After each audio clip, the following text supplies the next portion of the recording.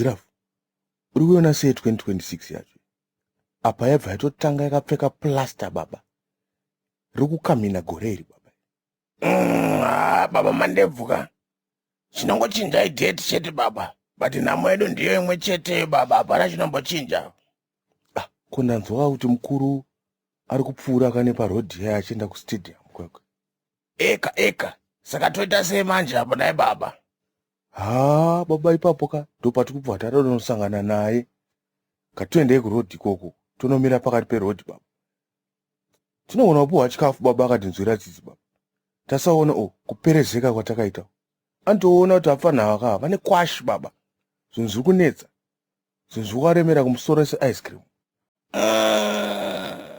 Baba maona tisiya sadza iri apa. Tinonochikoredzerwa uku baba uku. Ndinotyira hangu dewe rangu naye baba. Baba apa kuda kutongoriswa apa baba. Bozi wakasariska baba zvinhu hazvibudewo. Iwe tongomisawo mukuru neconfidence man. Confidence dzinotya baba. Plazika baba. Ndokusanonoka kwacho manje. Zvinhu hazvidi kunonoka baba. Zvakanzi tengai mafuta chikomba chisati chadzoka. Iwe wauda kuzonotenga mafuta chikomba chapfeka boxer short. Hazvibude baba. Handei ikoko, handei tinoedza.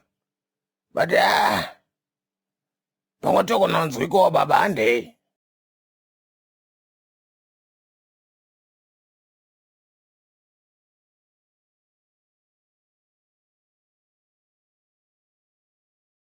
Trust me wangu. Handei koko. Yowe my way. Your way, my way.